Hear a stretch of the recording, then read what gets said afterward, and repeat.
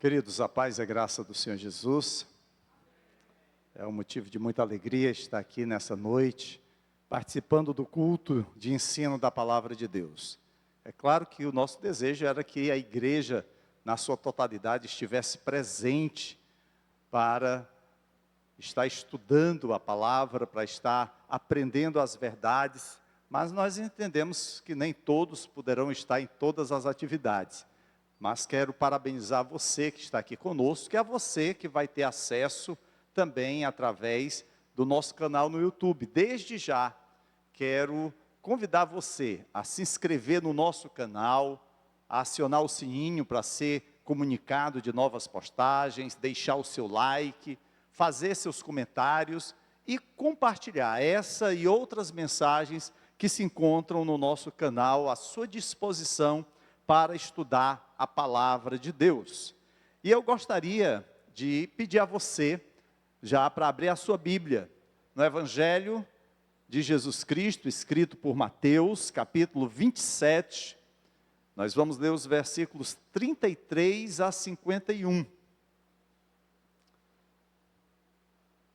À medida que você encontrar, convido-o a ficar de pé em reverência à leitura da palavra do Senhor. Diz assim o texto sagrado, Mateus capítulo 27, versos 33 a 51. Chegaram a um lugar chamado Gólgota, que quer dizer lugar da caveira, e lhe deram para beber vinho misturado com fel, mas depois de prová-lo, recusou-se a beber. Depois de o crucificarem, dividiram as roupas dele, tirando sortes, e sentando-se, vigiavam-no ali. Por cima de sua cabeça, colocaram por escrito a acusação feita contra ele. Este é Jesus, o Rei dos Judeus. 2 ladrões foram crucificados com ele, um à sua direita e outro à sua esquerda. Os que passavam lançavam-lhe insultos, balançando a cabeça e dizendo: você que destrói o templo e o reedifica em 3 dias, salve-se. Desça da cruz, se é filho de Deus. Da mesma forma, os chefes dos sacerdotes, os mestres da lei e os líderes religiosos zombavam dele, dizendo: salvou os outros, mas não é capaz de salvar a si mesmo? E é o rei de Israel. Desça agora da cruz e creremos nele. Ele confiou em Deus, que Deus o salve agora, se dele tem compaixão, pois disse: sou o filho de Deus. Igualmente o insultavam os ladrões que haviam sido crucificados com ele. E houve trevas sobre toda a terra, do meio-dia às 3 horas da tarde.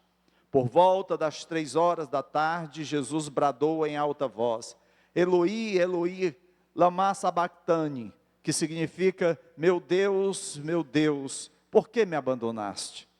Quando alguns dos que estavam ali ouviram isso, disseram: ele está chamando Elias.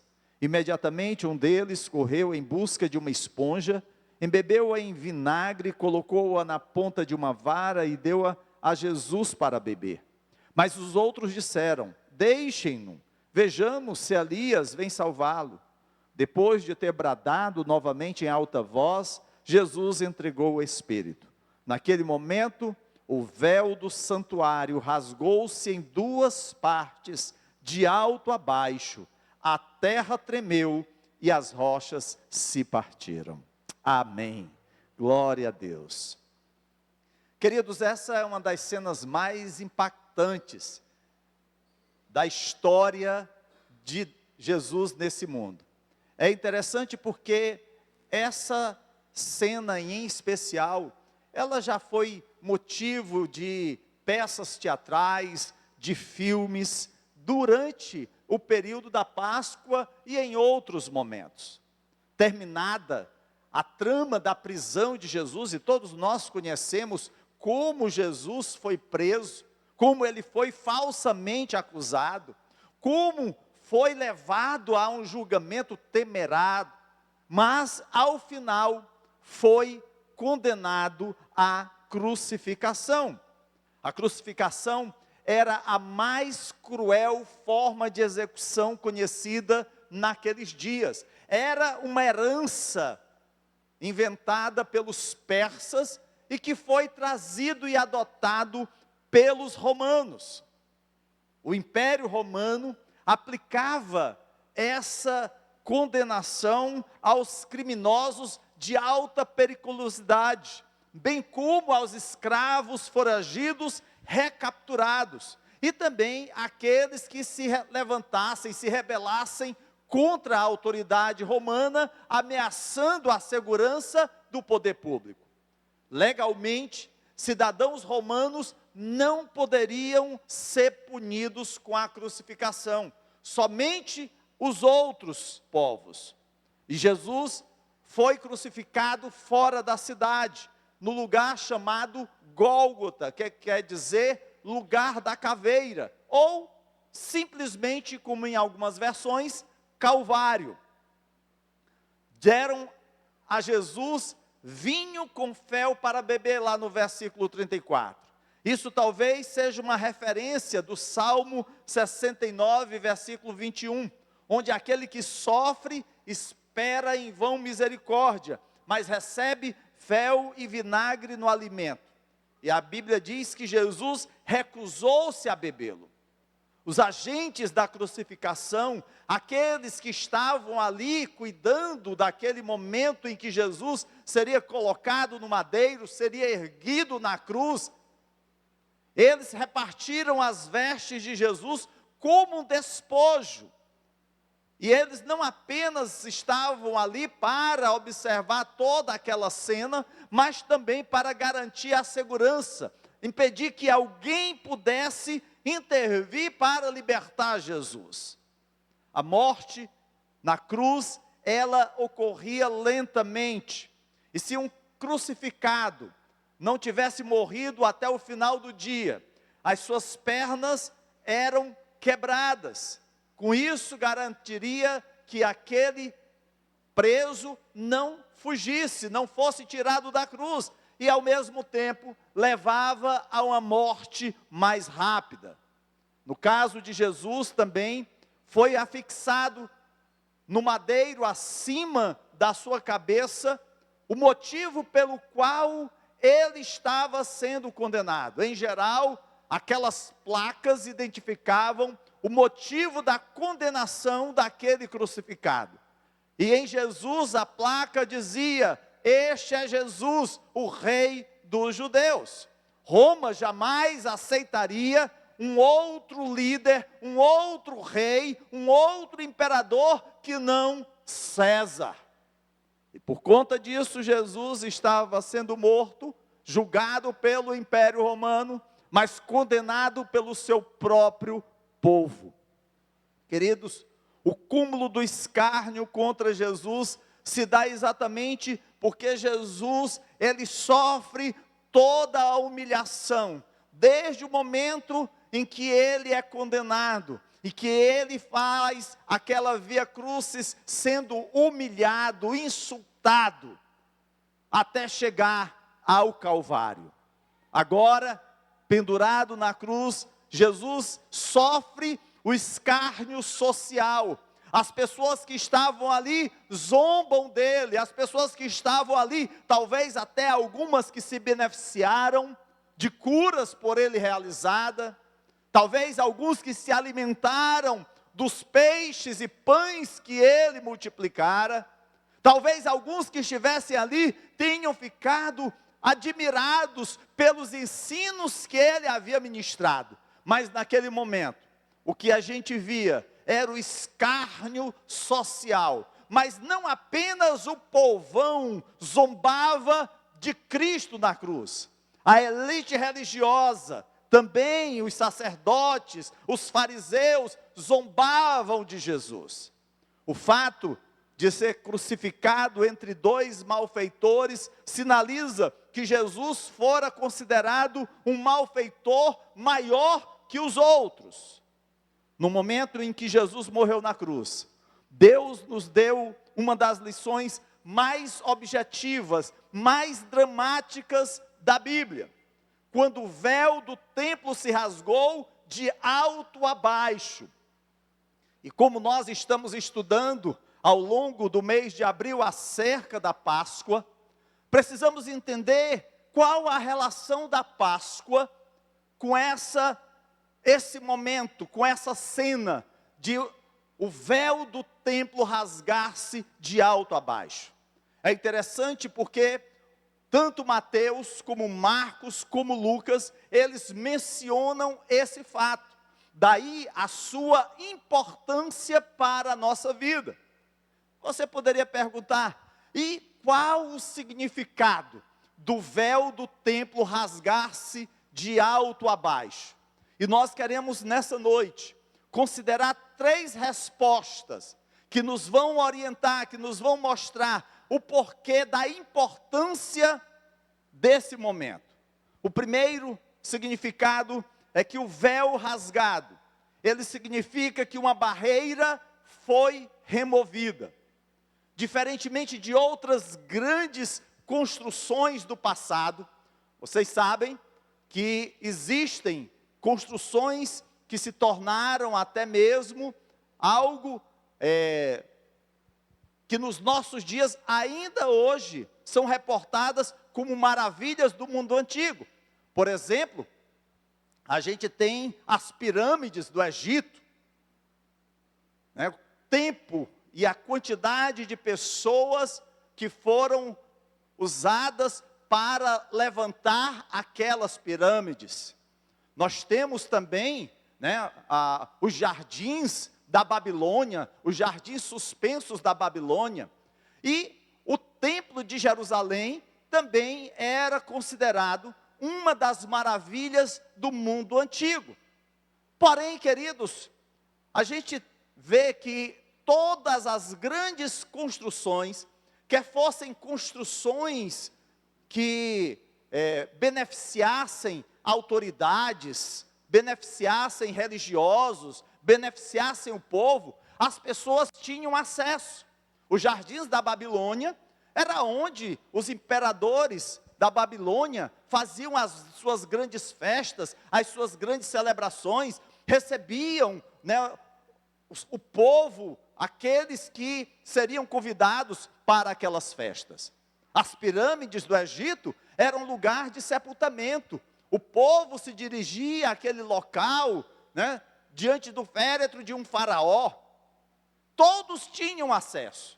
Mas, quando a gente vai ao templo em Jerusalém, é bem diferente. O templo era uma construção com muitas restrições de acesso. Tudo no templo de Jerusalém lembrava as pessoas de se manterem afastadas. Havia pátios reservados para as mulheres e gentios. Havia um limite para que as pessoas se aproximassem.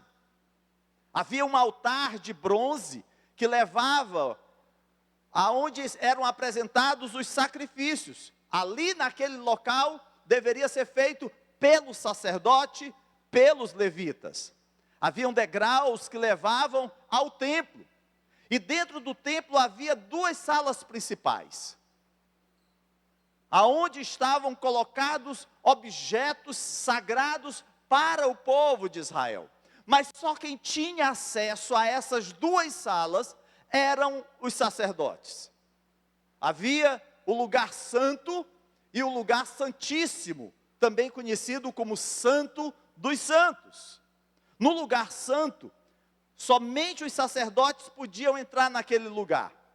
Ninguém podia simplesmente ir ali e ficar ao léu, sem ter o que fazer. Hoje, por exemplo, nós estamos aqui na igreja. Qualquer pessoa sobe aqui ao púlpito, não há nenhum problema. Mas naqueles dias, o lugar santo, somente o sacerdote podia adentrá-lo.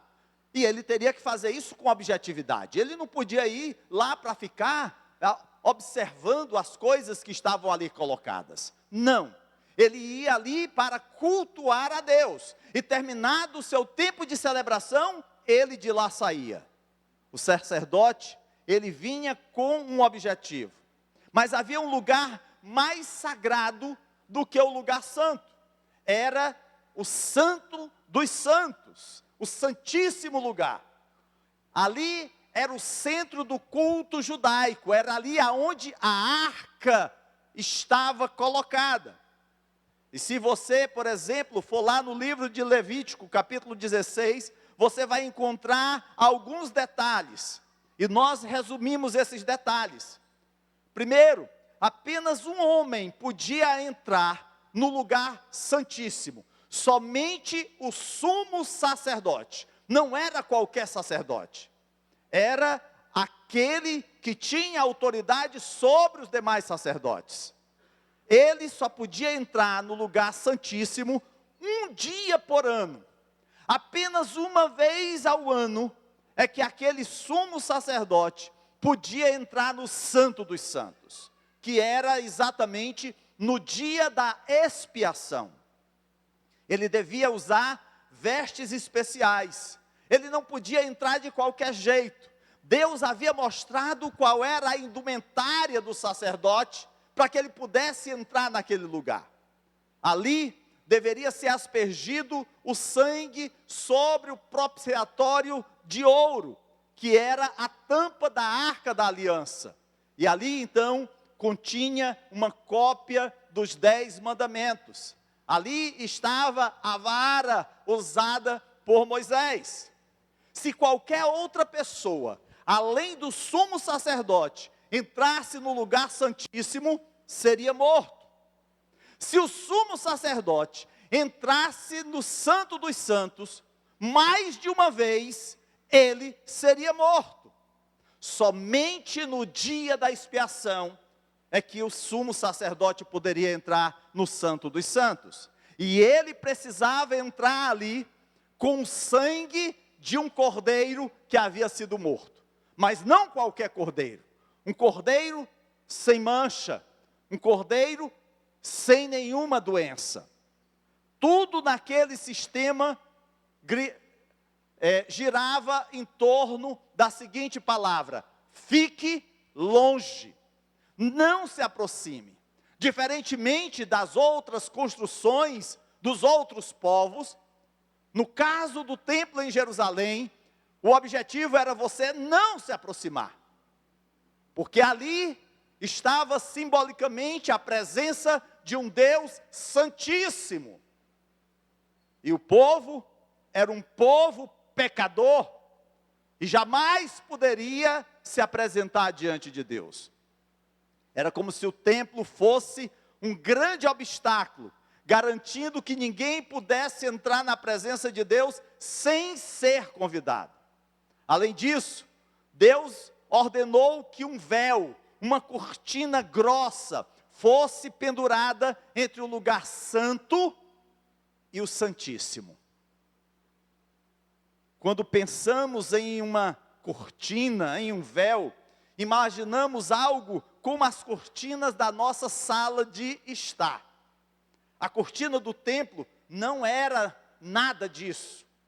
Lá em Êxodo, capítulo 26, verso 31, é descrita como uma cortina de linho fino, trançado, e fios de lã azul, púrpura e carmesim, com querubins trabalhados por um artesão habilidoso. Alguns escritores judeus dizem que ela tinha 18 metros de comprimento e 6 metros de largura. Era tecida com a espessura da mão de um homem, exigindo que 300 homens pudessem levantá-la. Daí vocês veem a magnitude daquela cortina, daquele véu. Quando a gente escuta a declaração que o véu foi rasgado de alto a baixo, a gente pensa um véu fininho, fácil de ser rasgado. Tal cortina, tal véu, poderia ser rasgada, tal cortina jamais poderia ser rasgada por mãos de homens. Só Deus poderia rasgar uma cortina como aquela. É por isso que Mateus nos diz que a cortina foi rasgada de alto a baixo, significando que Deus havia feito o que só Ele poderia fazer. Quando Jesus morreu, aquela pesada cortina, aquele véu, se rasgou ao meio, removendo a barreira entre o homem comum e Deus. Aquilo que era impedimento de entrar no Santíssimo, aquilo que só acontecia através da pessoa do sumo sacerdote, aquilo que só realizava-se uma vez ao ano, agora havia liberdade para que todo homem, toda mulher tivesse acesso à presença de Deus. Porque o véu foi rasgado. Você e eu podemos nos aproximar de Deus a qualquer momento. Podemos comungar com Deus segundo a sua vontade. Todos nós, queridos, temos acesso agora ao sumo sacerdote, que é Cristo. Porque o nosso sumo sacerdote, por meio da sua vida, por meio da sua morte, por meio da sua ressurreição, removeu a maldição da morte e da barreira do pecado. O pecado impedia que os homens se aproximassem do Santíssimo. O pecado impedia que os homens se aproximassem de Deus. Mas o Senhor Jesus levou sobre si os meus e os teus pecados. E hoje nós podemos nos apresentar diante de Deus. Hoje a barreira que impedia o acesso a Deus foi removida.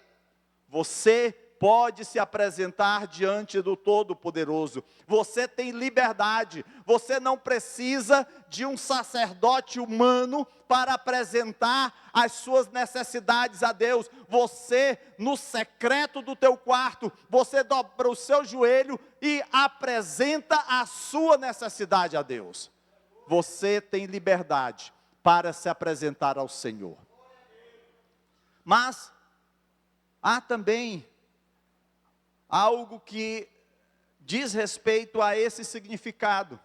É que o véu foi rasgado, porque ele significa que um caminho foi aberto.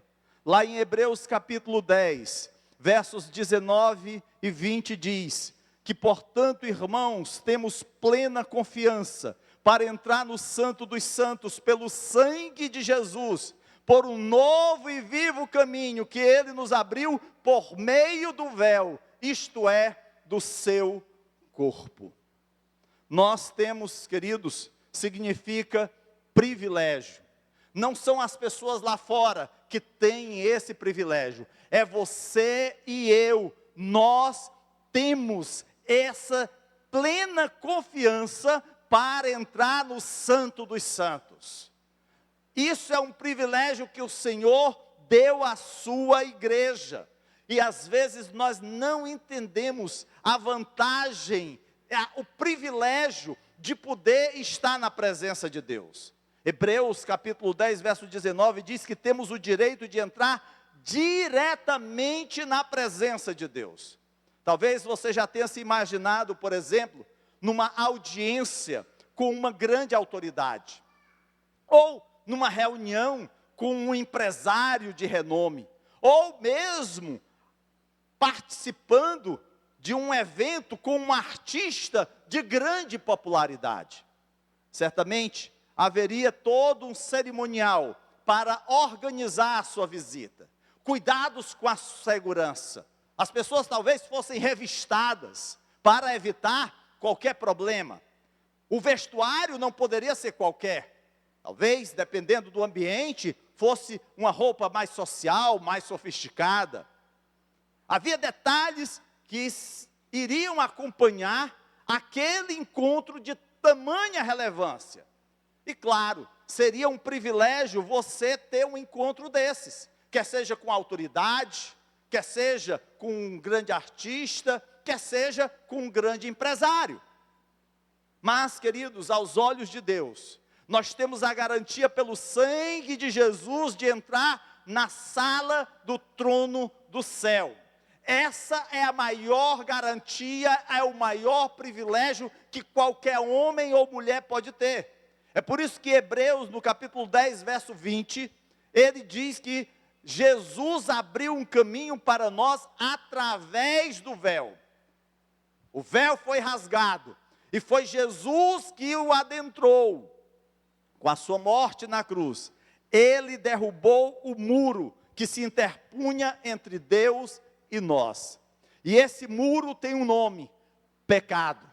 O pecado nos separava, o pecado impedia a nossa comunhão com Deus, o pecado nos afastava de Deus, mas Jesus rompeu o pecado. Agora, nós podemos ir diretamente a Deus a qualquer momento, desde que façamos isso em nome de Jesus. Nós não fazemos isso em nome de qualquer outra pessoa. E olha que nós temos pessoas de grande importância na história humana, pessoas que fizeram coisas boas, pessoas que ajudaram os necessitados, pessoas até mesmo que deram a sua vida pela causa do Evangelho. Porém, ninguém nesse mundo tem um nome como o nome de Jesus. Não há como alegar a segurança de estar na presença de Deus, se não for através do sangue do Cordeiro de Deus que tira o pecado do mundo. Esse é o único fundamento de admissão à presença do Senhor Jesus. Comparado ao antigo sistema do Velho Testamento, que mantinha os homens afastados, distantes, isso agora nos mostra, nos revela um novo caminho. É por isso que o próprio Jesus diz que Ele é o caminho. Como Jesus ressuscitou dos mortos, esse é um caminho vivo. Somos, queridos amigos pessoais do próprio Filho de Deus. Somos membros da própria família de Deus. Somos cidadãos do céu. Nós estamos aqui de passagem, nós estamos aqui apenas peregrinando, aqui nós só temos alguns anos de existência, mas nós temos a eternidade pela frente. Essa segurança, quem nos dá é o Senhor Jesus, essa segurança, e isso, queridos, nos dá posição, vantagem, privilégio, e essa posição é dada a cada filho de Deus, comprado com o sangue do Cordeiro de Deus. Não é somente para mim, essa é uma dádiva de Deus para aqueles que confiam em seu Filho. Não é apenas para uma elite religiosa, pastores, presbíteros, diáconos, é para todo aquele que confessou a Jesus como Senhor e Salvador. Não é apenas para aqueles que são teólogos, estudantes das Escrituras, mas é todos aqueles que se curvam diante do Senhor, Deus dos exércitos. Não é somente para mim. Essa é uma dádiva de Deus para todos aqueles que confiam em Jesus. Temos o privilégio de uma audiência com o próprio Deus. O caminho foi aberto. O caminho estava fechado, havia um impedimento. É como que uma rua sem saída. Mas Jesus rompeu todo o impedimento. É por isso que a qualquer hora, em qualquer lugar, sempre que quisermos, nós podemos estar na presença de Deus. Infelizmente, mesmo diante de tudo isso, quantas vezes deixamos de buscar a presença de Deus para buscar coisas que não nos edificam? Talvez você vai encontrar na internet uma lista, ou várias listas, das pessoas mais influentes da sociedade, daquelas mais ricas, daquelas mais poderosas do mundo.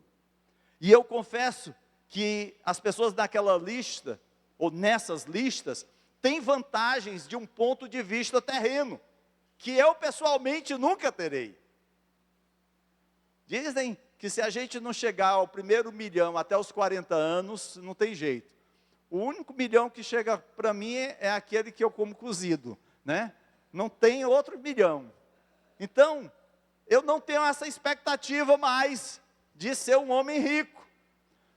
Poderoso, muito menos, né? Tem 3 mulheres lá em casa. E acho que influente, meu canal no YouTube, olha, comparado com de outros aí, ó, é uma areiazinha. Queridos, a posição social, ela tem seus privilégios. quando essas pessoas poderosas, ricas, influentes, falam, todos ouvem, todos querem saber o que é que aquela pessoa está falando. Eles podem ir aonde certamente eu não posso ir. Eles têm acesso ao melhor que esse mundo pode oferecer. Viagens internacionais, carros luxuosos, os melhores lugares nos melhores restaurantes e muito mais. Cada palavra deles é citada na imprensa. É assim que o mundo funciona. O mundo está com os seus holofotes em cima dessas pessoas. Porém, através do sangue de Jesus, o caminho foi aberto, e nós agora temos acesso instantâneo ao trono de Deus, e esse acesso não é dado por riqueza, esse acesso não é dado por quantidade de seguidores, esse acesso não é dado pelo dinheiro na nossa conta, esse acesso é dado através do sangue do Cordeiro de Deus que tira o pecado do mundo. Isso significa que eu posso ir a qualquer hora, em qualquer lugar, quantas vezes eu quiser, por qualquer motivo, à presença do Senhor. É uma dor de dente, Senhor, tem misericórdia. É um problema, Senhor, olha, está difícil eu honrar meus compromissos. É um problema com o filho, Jesus, tem misericórdia do meu filho, do meu pai. Nós podemos apresentar as nossas necessidades a Deus, nós podemos interceder uns pelos outros, a qualquer momento. O nosso Pai Celestial nunca nos rejeitará, e é maravilhoso, queridos, ter esse tipo de acesso. Eu sei que às vezes nós ficamos deslumbrados, como as pessoas têm acesso a tantas riquezas nesse mundo. Mas, amados, tudo isso é passageiro. O túmulo é a última parada. A nossa perspectiva é sabermos que fechamos os olhos aqui e os abrimos na glória, na presença do nosso Deus. Temos direitos maiores do que aqueles que o mundo considera pessoas muito importantes. Eles podem até ser importantes para esse mundo, mas não são importantes para a eternidade. Seus nomes podem até ficar nos umbrais da história humana, mas no livro da vida está o seu e o meu nome. Eles podem receber dicas privilegiadas, ingressos para os melhores espetáculos ou jogos, mas nós temos um passe livre de acesso total à sala do trono do Rei do Universo. Mas há um terceiro motivo pelo qual o véu foi rasgado, porque significa que uma esperança foi confirmada. Não foi apenas uma barreira que foi removida, não foi apenas um caminho que foi aberto, mas o rasgado véu significa que a nossa esperança da vida eterna foi confirmada pelo próprio Deus. Essa esperança foi confirmada pelo Senhor, aquela promessa foi garantida pelo Senhor.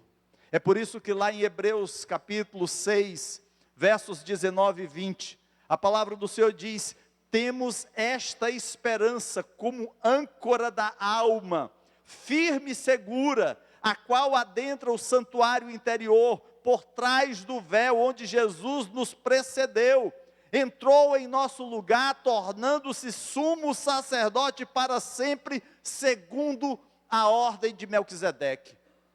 Queridos, esses versos aqui de Hebreus declaram a linguagem simples, que temos uma âncora para a nossa alma, que não pode ser movida. Podem vir as tempestades mais rigorosas, podem vir as maiores lutas, mas você está ancorada no Senhor Jesus. A âncora mantém a embarcação no lugar quando as tempestades chegam. Uma âncora que se segura apenas em tempo bom não seria de muita utilidade. Eu sei que nós gostamos de tempos de tranquilidade, de momentos de bonança, mas queridos, nós somos provados quando as lutas vêm em nosso encalço, quando nós passamos por momento de dificuldade, aí que nós somos burilados diante de Deus, aí que nós somos aperfeiçoados. Uma âncora prova seu valor quando o mar e o vento ameaçam mover o navio para fora do porto. É quando você se sente atraído pelo mundo e diz não. É quando você se sente tentado por aquilo que o diabo lhe oferece e você diz não. É quando você tem os teus olhos colocados tão somente no Senhor Jesus. Para manter o navio no lugar, a âncora precisa estar firmemente ancorada no fundo do oceano. Se a âncora estiver na areia, ela não manterá o navio no lugar.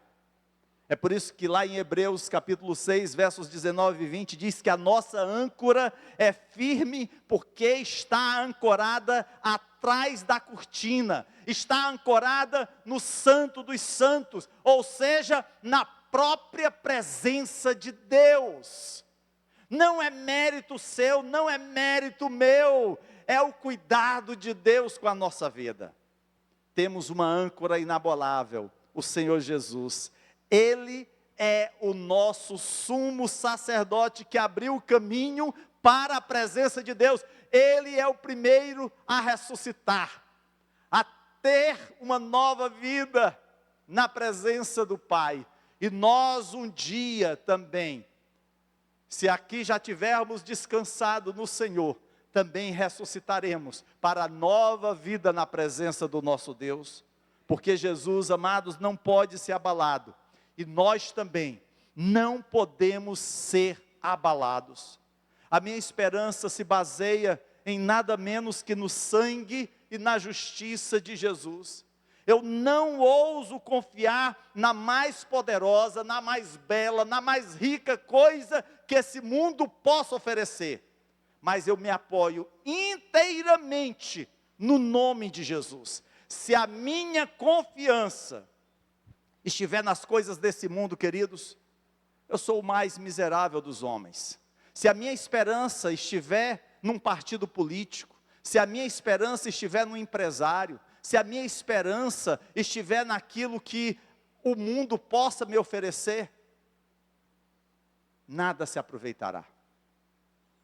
Quando a escuridão parece esconder seu rosto, eu descanso em sua graça imutável.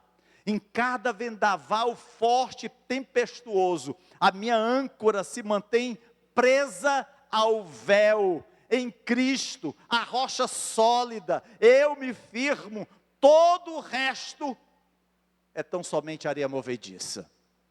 Essa, queridos, é uma boa notícia para todos os que lutam contra a sensação de sua própria fraqueza e fracasso.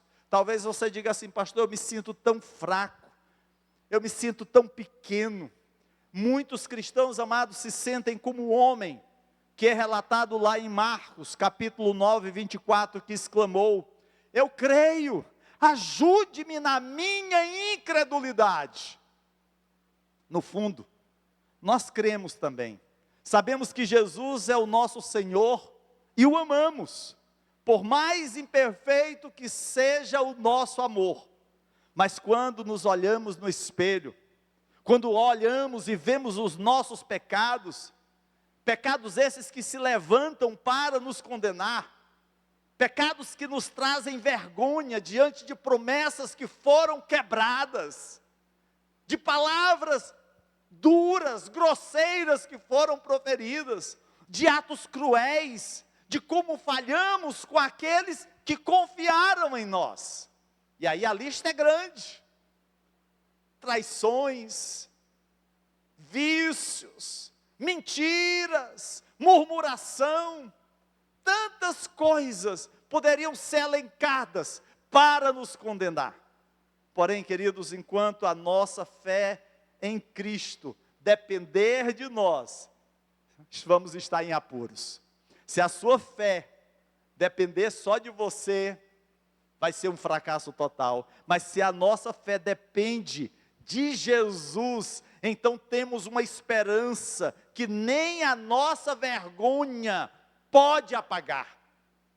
Se Cristo é a âncora da nossa alma, então podemos descansar em paz, porque a nossa âncora pode resistir a qualquer tempestade, mesmo as tempestades de uma consciência culpada. E esteja certo que o inimigo vai procurar te acusar, vai procurar trazer coisas do teu passado e dizer que você é um fraco, é um mentiroso, é um pecador inveterado. E aí você vai poder dizer: sim, sou um pecador, não inveterado, mas eu sou um pecador regenerado pelo sangue do Cordeiro de Deus. Essa é a esperança que foi confirmada. O pastor James Stewart pregou sobre esse tema, e ele contou a história de um velho crente escocês, que foi à igreja um dia, sentindo-se deprimido por causa dos seus pecados. E aí era um culto de ceia, e quando o diácono passou com o pão e o vinho, ele se recusou a participar dos elementos, porque ele se considerava indigno, um pecador. Então ele viu próximo a ele uma jovem na congregação, que também se recusou a participar, e aquela jovem começou a chorar. O pastor Stuart conta o que aconteceu em seguida. As lágrimas dela trouxeram aquele homem de volta à verdade do evangelho que ele mesmo precisava recordar. E num sussurro que podia ser ouvido por toda a igreja, ele foi até aquela moça e disse: pegue o pão, pegue o vinho, é para pecadores. E ele próprio comeu. Queridos, quando nós, arrependidos dos nossos pecados, quando nós, quebrantados e contritos, nos achegamos à presença de Deus, Deus recebe a nossa oferta. Deus acolhe a forma como nós o adoramos, quando nós fazemos isso de coração. Esse é o significado mais profundo do rasgar do véu. A lei que nos condenava chegou ao fim, tendo sido morta na morte de Jesus. Quando Jesus morreu, a antiga lei morreu com ele. Portanto, agora, não há condenação para aqueles que creem em Jesus. O caminho para o céu está aberto a qualquer pessoa, a qualquer hora e em qualquer lugar. Basta tão somente confessar Jesus como Senhor e Salvador de sua vida. É possível que você sinta hoje um peso tão grande de pecado, que se pergunte: Jesus me receberia? Jesus me perdoaria? Talvez você pense que seus pecados são grandes demais, suas transgressões são tantas, que nem mesmo Jesus poderia ajudá-lo. Muitas pessoas se sentem assim. E na verdade, todos nós nos sentiríamos dessa forma, se tivéssemos uma visão clara de quão pobres realmente somos.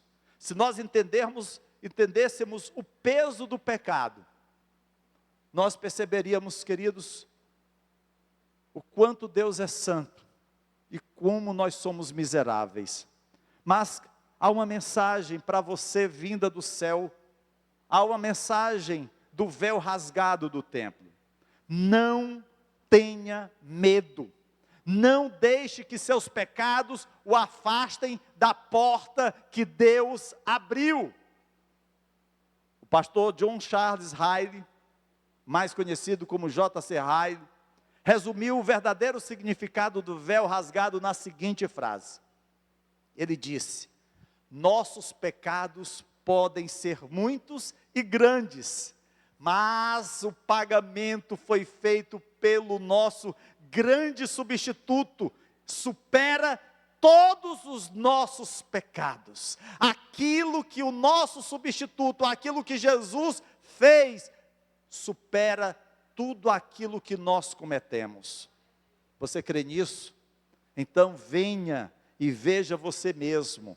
Venha e veja. Venha a Jesus e veja quão grande é a sua misericórdia.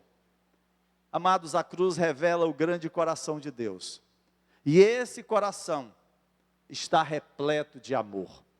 Quando Jesus morreu, o Pai pregou um sermão sem palavras, ao rasgar o véu de cima a baixo. Foi a maneira de Deus dizer para você: você é bem-vindo à minha presença. Você é bem-vindo à minha família. Nada poderá afastá-lo de mim, porque você foi alcançado pelo sangue precioso do meu filho. Podemos ser grandes pecadores, e eu sou, mas Jesus é um Salvador muito maior. Por isso, amados, não devemos temer, mas confiar nele. Em Jesus, somos aceitáveis a Deus. Essa é a mensagem da Páscoa. Não é a mensagem do coelho de chocolate. Não é a mensagem do ovo de chocolate. É a mensagem do Cordeiro de Deus que tira o pecado do mundo. A morte e a ressurreição de Jesus nos dão acesso à própria presença de Deus. Não estamos mais separados dele. Todos os outros eventos da Páscoa são verdadeiramente surpreendentes. Tanto aquele momento em que Jesus lava os pés dos discípulos, aquele momento em que o vaso de alabastro é quebrado sobre a sua cabeça. Esse momento é um momento tão importante, porque nos dá uma imagem magnífica dos resultados dos outros eventos da Páscoa por meio de Jesus. Nós não estamos separados de Deus, nós somos aceitos por Ele e podemos ir diretamente à sua presença em oração e comunhão. Ao contemplar o significado da Páscoa, aceite o convite de Deus para entrar em sua presença. Ele rasgou o véu, sinalizando a você que você está livre para ir até a presença de Deus. A grande pergunta nessa noite é: o que nos tem impedido de irmos à presença do Senhor? No Velho Testamento, apenas uma pessoa poderia entrar no Santíssimo. Hoje, todos nós temos acesso ao Santo dos Santos.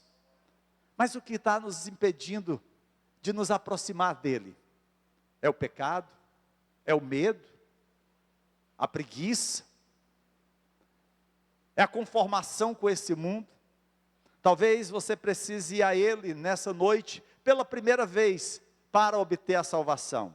Ou talvez o evento do véu rasgado marque na sua vida uma mudança no relacionamento de Deus com você. Até porque o homem antes só podia se aproximar de Deus por meio de sacrifícios de animais, mas quando Jesus morreu na cruz, o véu foi rasgado. Ele se colocou como cordeiro perfeito para ser apresentado a Deus. O véu rasgado significa que o caminho para acessar Deus não é mais através de sacrifícios de animais, mas agora todos nós podemos ter um relacionamento pessoal com o nosso Criador. Esse véu foi rasgado, e isso simboliza algo poderoso, porque mostra a vitória de Cristo sobre o pecado e sobre a morte. Ele foi morto, mas ele ressuscitou. E a Bíblia diz que da mesma forma que um dia ele subiu, ele foi assunto, Ele voltará. E Ele voltará para buscar a sua noiva. O véu foi rasgado, de cima a baixo, para que eu e você possamos ter a segurança da promessa de Deus na nossa vida. Não nos afastemos da presença de Deus. Que nós possamos a cada momento nos aproximar dEle diretamente. Esse é o chamado de Deus para celebrarmos a verdadeira Páscoa do Senhor. E eu queria nesse momento orar por você. Eu não vou pedir para que você venha aqui à frente, mas se há algo na sua vida que tem afastado você da comunhão com o Senhor, se há algo que tem te afastado de um relacionamento de intimidade com Deus, eu queria que você pudesse, aí no seu lugar, colocar diante de Deus e dizer: Senhor, eu não quero continuar preso ao pecado, eu não quero continuar preso a isso que entristece o teu coração. Eu quero viver um novo tempo contigo, um tempo de intimidade, um tempo, Senhor, aonde eu possa estar na tua presença. Faça essa oração aí no seu lugar. Peça a Deus, peça ao Espírito Santo, que sonda o coração, que perscruta a mente, que possa estar mostrando a você as áreas da tua vida que precisam ser transformadas, mudadas, restauradas. Não se deixe abater pelo pecado, porque o inimigo vai procurar de todas as formas te afastar de Deus. Mas lembre-se que na cruz Jesus morreu por você, para que aquilo que era motivo da tua condenação agora pudesse fazer com que você tivesse aproximação com Deus. Pai, eu quero te agradecer, meu Deus, porque através do sacrifício de Cristo, através daquele momento em que o véu foi rasgado de alto a baixo, nós tivemos livre acesso à tua presença. Não havia mais impedimentos, não havia mais obstáculos, não havia mais nada, Senhor, que obstruísse, que impedisse o nosso acesso a ti. Por isso, ó Deus, eu te peço em nome de Jesus, abençoa cada um dos teus filhos. Ó Deus, aquilo, Senhor, que precisamos retirar do nosso viver, aquilo, Senhor Deus, que precisa ser transformado, que precisa ser mudado, meu Deus, vem com o teu Espírito agir em nós e sobre nós. Ó Pai, eu te peço, abençoa, Senhor, em nome de Jesus, cuida de cada detalhe da vida dos teus filhos, dos pequeninos, que te amam, que buscam a tua presença, e aqueles que se encontram fracos, aqueles, ó Deus, que se encontram, Senhor Deus, cheios de dúvidas, medos, inquietações, que teu Espírito traga a fortaleza, que teu Santo Espírito traga, Senhor, a segurança, que o caminho esteja sendo aberto, que seja removido todo o embaraço, em nome de Jesus. Dá vitória, Senhor, aos teus filhos. Essa é a minha oração que te faço, em nome de Jesus, que vive e reina para todo sempre. Amém e amém.